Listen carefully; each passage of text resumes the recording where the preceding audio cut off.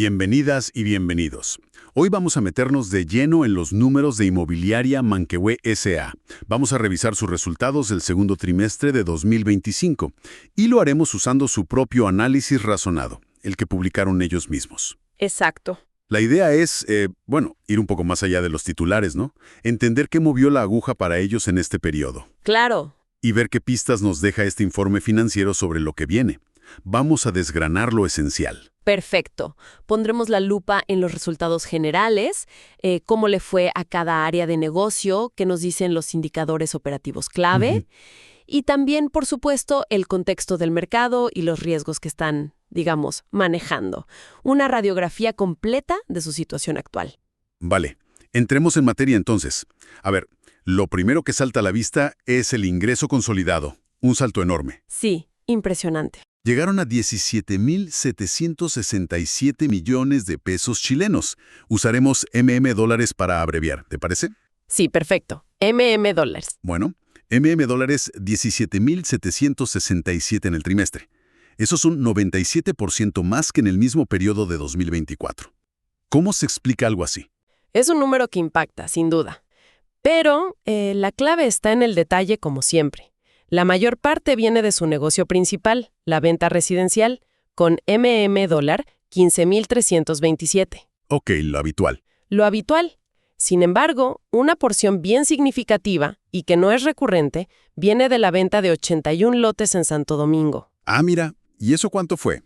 Eso aportó dólar 2.440. Y es importante notar que la otra gran área, la de macrolotes, los terrenos grandes, Sí. No tuvo ingresos por ventas este trimestre. 0. Igual que el año pasado en el mismo periodo. Entiendo. O sea, un impulso fuerte en ingresos, pero con un componente, extraordinario por esos lotes. ¿Y eso cómo pegó en los márgenes? Porque veo que el margen bruto consolidado también mejoró, ¿no? Subió del 19,7% al 23,3%. Correcto, subió. Pero aquí viene una distinción súper importante que el mismo informe destaca. A ver. Esa mejora en el margen consolidado, el general, se debe en gran medida al buen margen que dejaron justamente esos lotes de Santo Domingo. Ah, claro. Si aislamos el negocio residencial habitual, o sea, casas y departamentos, ahí el margen de hecho bajó. Pasó del 19,7% al 17,7%. Ah, mira qué interesante.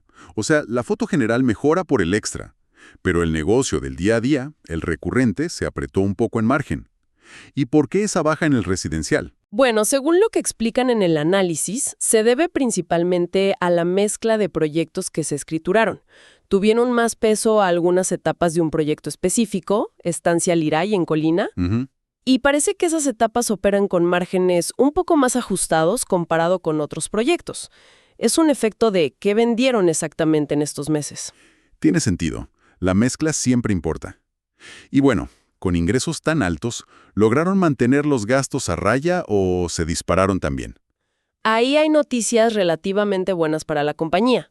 Los gastos de administración y ventas consolidados, de hecho, bajaron un poquito, un 5,2%. Bajaron, a pesar de vender más. Sí, quedaron en 3.749.000 pesos.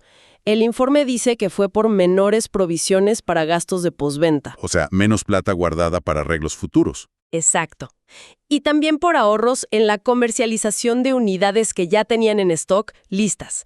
Gastos como contribuciones, mantención de esas viviendas, marketing específico para ellas, ahí lograron ahorrar. Entonces, a ver si entiendo el panorama operativo. Ingresos por las nubes, aunque con ayuda extra. Margen general mejorado por esa ayuda, aunque el recurrente bajó. Y gastos controlados, incluso a la baja. ¿Se reflejó eso en la última línea? ¿Hubo ganancias? Se reflejó en una mejora operativa muy notoria, el EBITDA, que mide la ganancia antes de intereses, impuestos, depreciaciones, básicamente el flujo de caja operativo. Sí, el famoso EBITDA. Ese mismo. Fue positivo en 2.132 millones.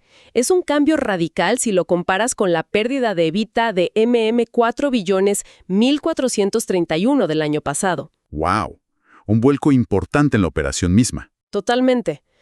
Pero, y este es el pero clave del trimestre, yo diría, la utilidad final consolidada, la última línea del estado de resultados, sigue siendo una pérdida. Ah, aún con pérdida. Sí, una pérdida de $560.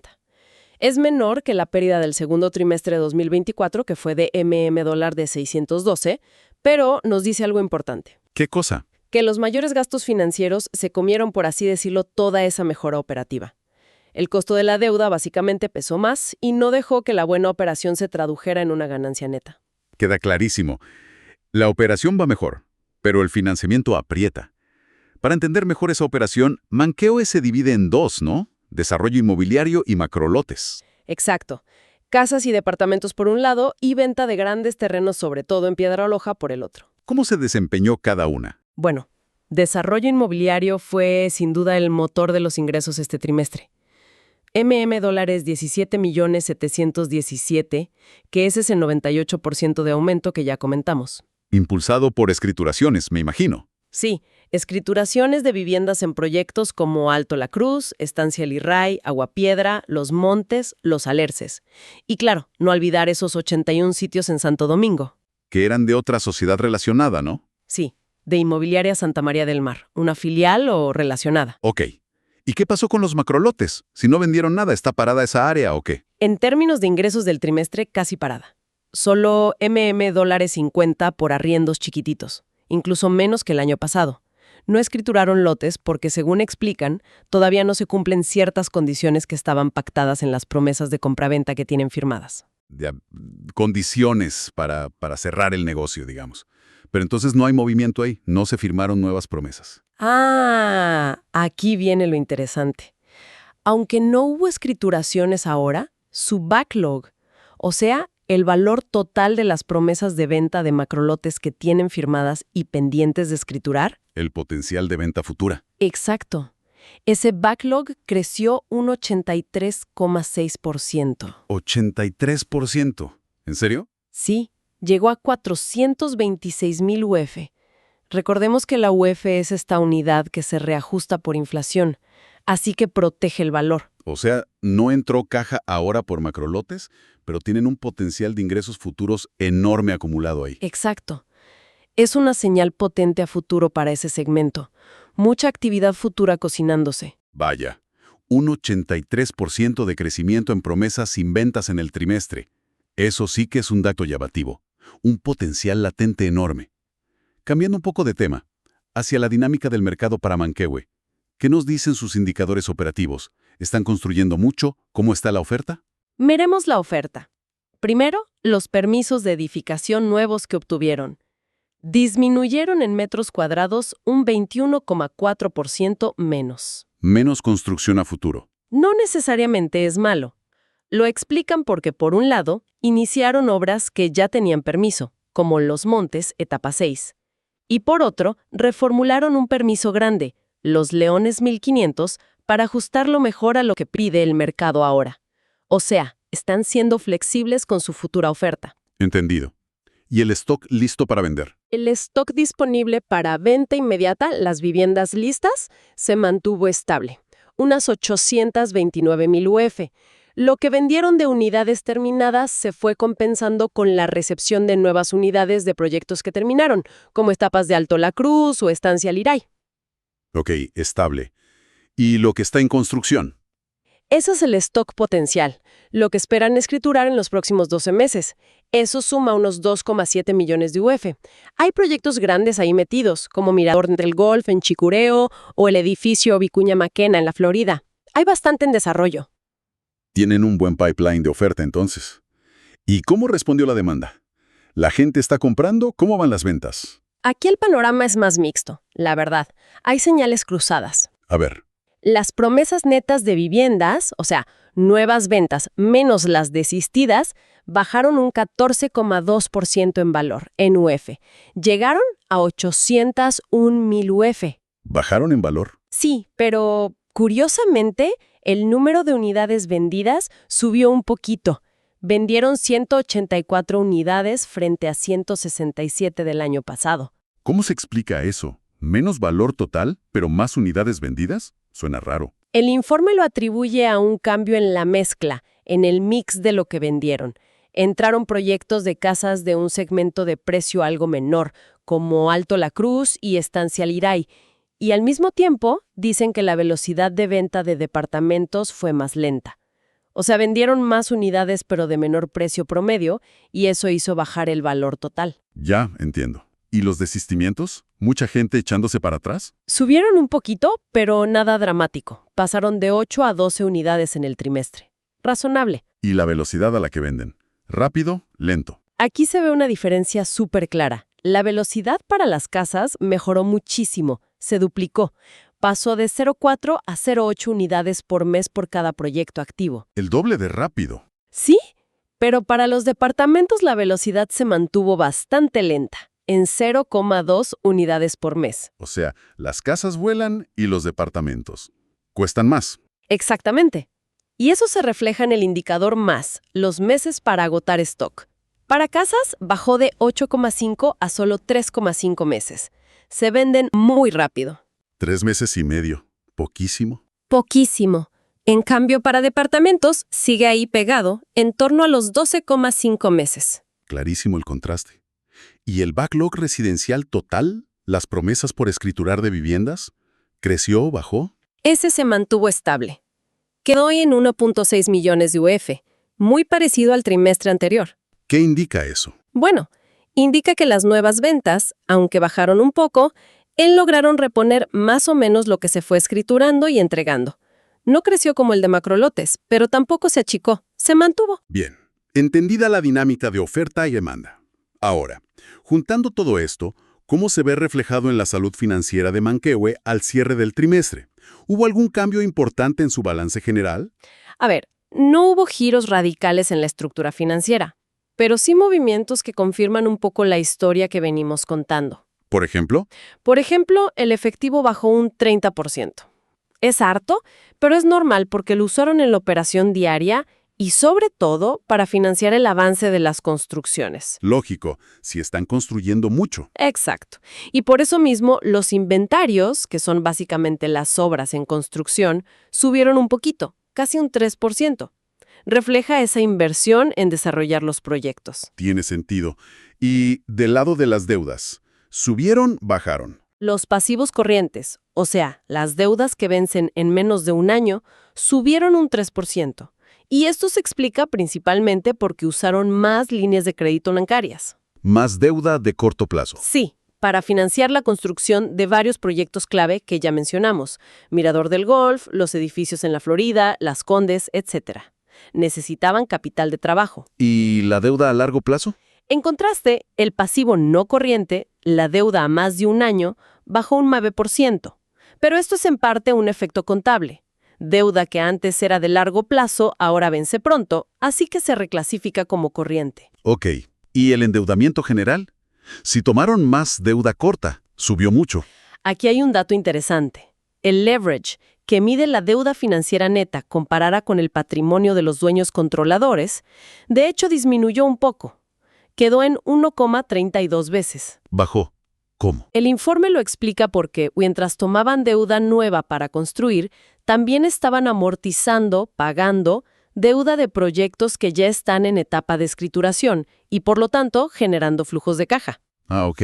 Entra plata por un lado y pagan deuda vieja, mientras toman nueva para lo que viene. Algo así. Así que el endeudamiento total en relación a su patrimonio mejoró levemente. Lo que sí bajó un poco fue la liquidez corriente, la capacidad de pagar deudas cortas con activos cortos. Quedó en 1,49 veces. Es esperable si usas efectivo y tomas deuda corta. Ok. Un balance sin, digamos, sobresaltos enormes, pero que muestra esa tensión entre invertir fuerte en construcción nueva y manejar la carga de la deuda.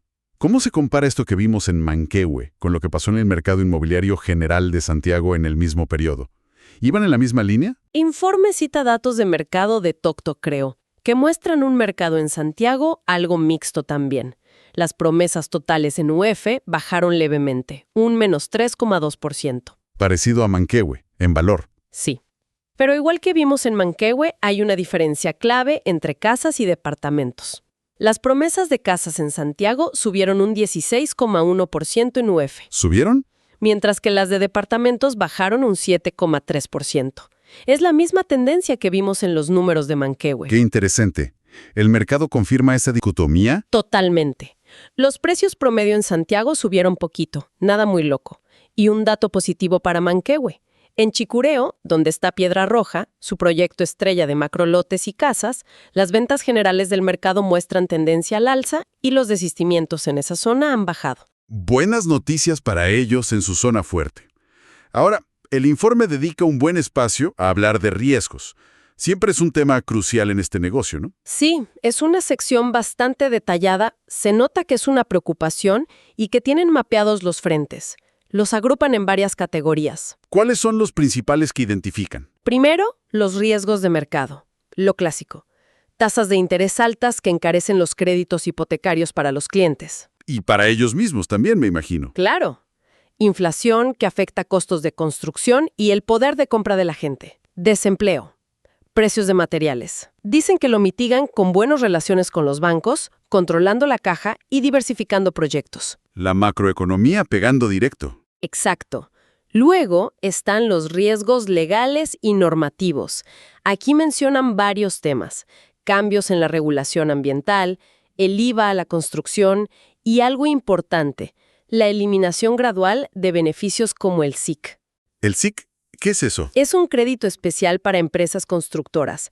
Les permite recuperar una parte del IVA que pagan en la construcción.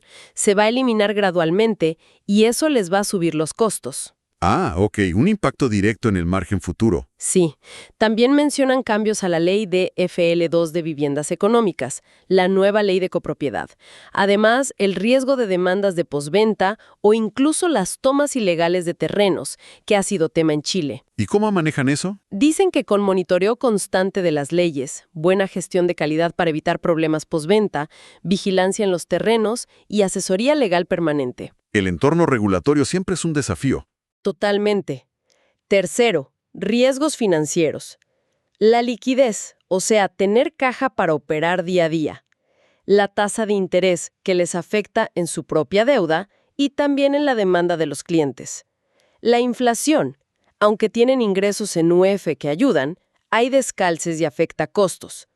El riesgo de crédito. Que no les paguen. No tanto eso, sino el riesgo de que los clientes finales no consigan crédito hipotecario. Eso frena la demanda por sus viviendas. Y también cumplir los covenants, que son condiciones que les ponen los bancos en algunos créditos. Si no las cumplen, pueden tener problemas. Entendido. Y mencionan otros. Sí, agrupan otros riesgos más operativos. Cambios en los planes reguladores que afecten el potencial de sus terrenos, problemas en la construcción misma, costos que se disparen, atrasos, accidentes, la ciclicidad propia del negocio inmobiliario, temas de posventa y calidad, riesgos laborales, costos de mano de obra, subcontratos, impacto de nuevas leyes como la de pensiones, y el riesgo de ciberseguridad, que hoy es relevante para todos. Es un abanico bien amplio de cosas a tener en cuenta. Definitivamente. Pero dan a entender que tienen procesos para gestionar cada uno de estos frentes. Bueno, haciendo un balance final de esta inversión en los números de Manquehue, ¿qué nos llevamos? Vemos una compañía con un crecimiento muy fuerte en ingresos este trimestre. Ok, en parte por una venta puntual importante. Exacto. Y una mejora clara en su resultado operacional, en el EBITDA. Así es. Pero, como decíamos, esa mejora operativa no logra llegar a la última línea por el peso de los gastos financieros.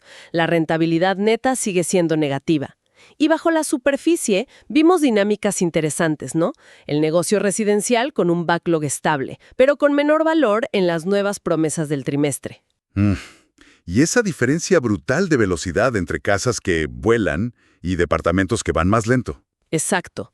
Y por otro lado, el negocio de macrolotes, silencioso en ventas ahora, pero con un backlog que explotó. Un potencial futuro enorme ahí. Todo esto en un mercado que también da señales mixtas, con las casas andando mejor que los departamentos, y frente a esa lista considerable de riesgos que la empresa parece estar gestionando activamente. Correcto. Es una foto con luces y sombras, con tendencias divergentes dentro de la misma compañía y del mercado. Queda claro que el panorama es complejo. Quizás para dejar una idea flotando, para la reflexión. Si pensamos en esto, los costos financieros altos que vimos, la próxima eliminación de beneficios como el SEC, que va a impactar los costos de construcción, y lo sensible que es la demanda a las tasas de los créditos hipotecarios. ¿Qué tipo de equilibrio estratégico tendrá que buscar Manquehue? Tienen un banco de terrenos y proyectos enorme, desde casas y deptos hasta los macrolotes estratégicos de Piedra Roja. ¿Cómo balancear ese desarrollo con asegurar una rentabilidad que sea sostenible, que aguante los ciclos económicos que vengan? No es fácil. Una pregunta clave para ellos, sin duda, ¿cómo navegar esas presiones de costos y financiamiento mientras desarrollan ese potencial que tienen en terrenos? Un análisis profundo basado en la información de la propia empresa. Esperamos que esta exploración detallada les haya sido de utilidad. Hasta la próxima.